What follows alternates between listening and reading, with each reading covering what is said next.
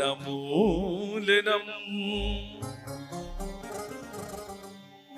वास्तव जीव, वास्तविक माया और वास्तविक, तीन ही प्रश्न है।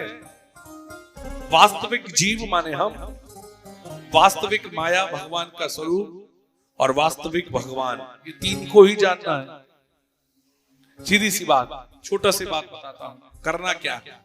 हम जो भी कुछ कर रहे हैं सबका निरर्थक है। मनुष्य जन्म पाकर करना क्या है? हाँ, जग की सेवा। हमारा जन्म हमारे लिए नहीं हुआ, जैसा मैंने कल आपको बताया था, खाने में नहीं, खिलाने में ज्यादा आनंद आता है। सेवा कराने में नहीं, सेवा करने में आनंद आता है। सेवा करने में आनंद, कभी पढ़िए मदर टेरेसा की बुक, सेवा में कितना आनंद आता है। मदर टेरेसा को लोग घर से पानी डालकर भगा देते थे, पर उसके बाद भी उन छोटे छोटे बच्चों के पास जाकर उनको पढ़ाना। आप देखिए, कोई बच्चा नहीं था उनका खुद का, पर सारे जगत के बच्चे उनको मदर टेरेसा कहते। क्यों? केवल उन्होंने ये जान लिया कि ये सारे जगत के बच्चे दूसरे के हैं, पर मैं इनको देख रही हूं तो ये मेरे ही। ऐसा जीवन जीना चाहिए। एक बार मनुष्य जन्म मिला है, इसको खोना नहीं है। रोटी कपड़ा मकान की चक्की में पिसना नहीं है ज्यादा, ये दोबारा नहीं मिलेगा। इसलिए इसको बहुत पल पल को ऐसे जीना चाहिए। अपने लिए पशु भी जीता है, पशु के लिए भोजन के लिए प्रयत्न करता है, पा लेता है, रह लेता है, पर कुछ तो अंतर होगा कि हम मनुष्य हैं। इसलिए मनुष्यता पर तापत्रय न भूलना। इतनी कृपा है। भगवान कहते हैं, जो व्यक्ति मन में संकल्प भी कर लेता है कि मुझे भागवत जी सुननी है, उस दिन से उसका मन नहीं रहता। सद्यो हृदय बरुध्यते, उसी समय वो मन भगवान का हो जाता है। शुश्रूषि तत्क्षणात्। श्रीमद् भागवत तीनों तापों को जड़ से मिटाने वाली है, परम कल्याणकारी है, परम आनंददायक है, और सरलता से ज्ञान योग परमात्मा का निरूपण किया गया है। आइए, निगम कल्पतरोर्गलितं फलम् सुख मुखाद अमृतद्रव संयुतम् पिबत भागवतम रसमालयम् मुहुरहो रसिका भुवि भावुका।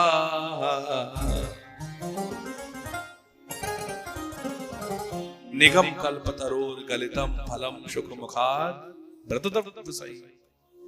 ये भागवत जी निगम किसे कहते हैं? नेतराम गमयति बोध्यति स निगमा। वेद रूपी वृक्ष का फल है। इतना सुंदर फल है, शुक मुखाद। आपने देखा होगा,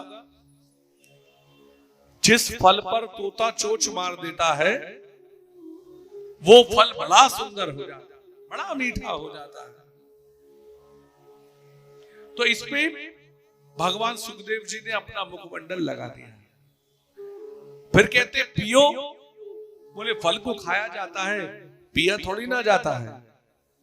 बोले नहीं, ये शाखा पर शाखा आया है, ये फल ऐसा है ना इसमें गुठली है ना छिलका है, इसीलिए पीजिए। पिबत भागवतम, कब तक पिए? बोले रस मालयम मोक्ष पर्यंतम।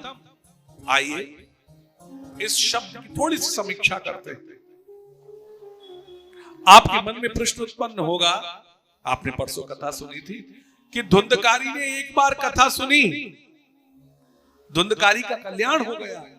परीक्षित जी भी एक बार कथा सुनेंगे, कल्याण हो जाएगा। हम हर महीने कथा सुन रहे हैं, टेलीविजन पर भी कथा सुन रहे हैं, हर जगह बार बार भागवत कथा को सुन रहे हैं, पर कल्याण की बात तो बहुत दूर। रोटी कपड़ा मकान की चिंता ही दूर नहीं हो रही। आप बताइए ना, आखिर ऐसी क्या कमी है, ऐसी क्या कमी है?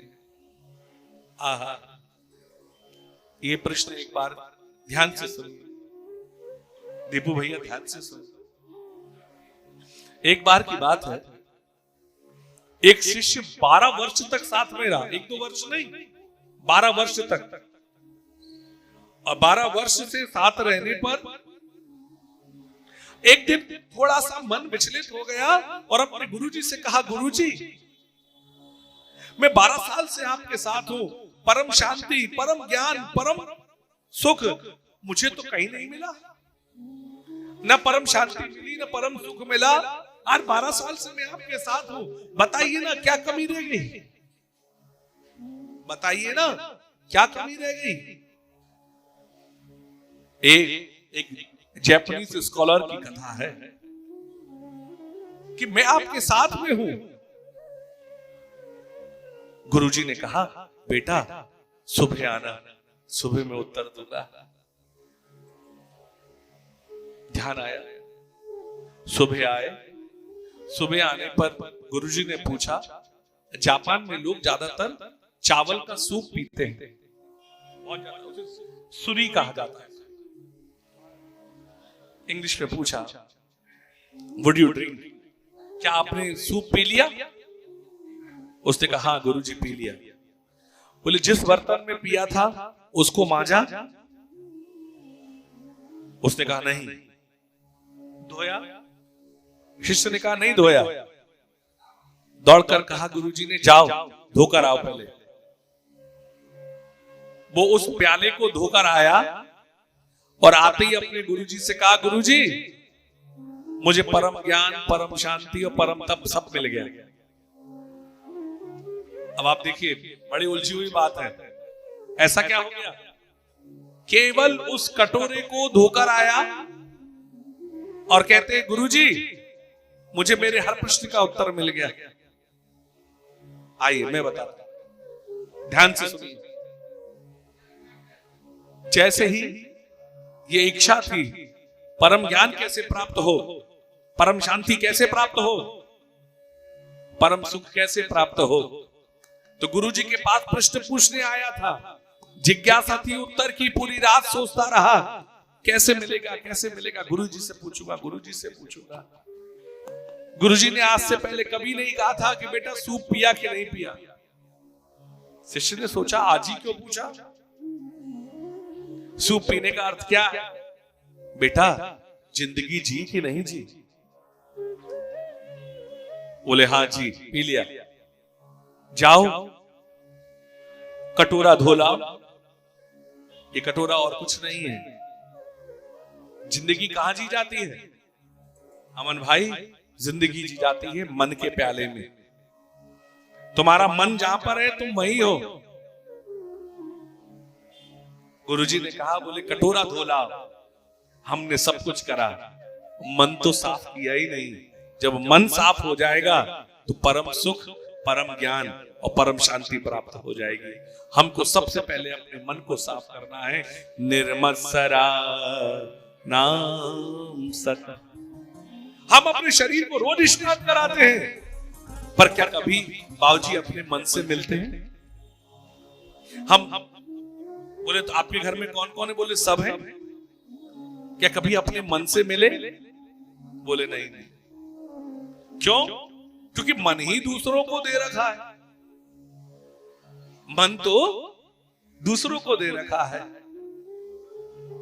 हम लोग क्या करते हैं बाबूजी? हाँ, वैसे साधारण बैठे, वैसे साधारण बैठे, पर पता लग जाए कोई कैमरा खींचने वाला है, फोटोग्राफर है, तो एकदम ठीक हो जाता है। क्यों?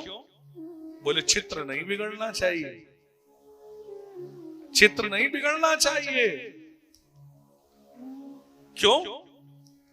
क्योंकि चित्र बिगड़ गया तो भैया ठीक नहीं रहेगा। ऐसे कैमरा वाला आया, वैसे we should very perfect maintain. बस ऐसे ही ये जान लीजिए कि ये तो जगत का कैमरा है, पर हमारे भगवान का कैमरा है वो डिजिटल एक्सरा है। आपके अंदर क्या है, बाहर क्या है, सब जानते हैं। हमेशा ध्यान रखो, जिस प्रकार ये कैमरा, हम अपने घर में सिक्योरिटी के कैमरे लगाते हैं और वॉच करते हैं घर में कौन आ रहा है, कौन जा रहा है, कैसा हो रहा है, क्या हो रहा है, बस यही फैसिलिटी अपने अंदर लानी है। मेरा मन कहां है, मैं मजबूर तो नहीं हूं, मैं मजदूर तो नहीं हूं। इसलिए अपने मन से रोज रोज किसी से मुलाकात करो ना करो, पर रोज दिन में एक बार 5 मिनट बैठकर अपने मन से मिलन कीजिए और आंख बंद करके कहिए मन कहां है। और आंख बंद करके जिसका चित्र पहले आ जाए समझ लेना मन वही रखा हुआ है। तो निर्मत्सर हो। हमारा कल्याण क्यों नहीं हो रहा है, उसका सबसे बड़ा उत्तर है राजा परीक्षित और धुंधकारी को विश्वास था कि मेरा कल्याण इससे होना है। दूसरी बात, राजा परीक्षित और धुंधकारी दोनों को राधा कृष्ण भगवान से प्रेम था साहब।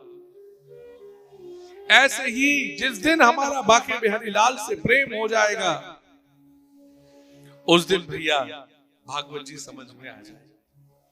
राधा कृष्ण चरण प्रेम प्रबंतम पिबतः प्रेम पर्यंतम।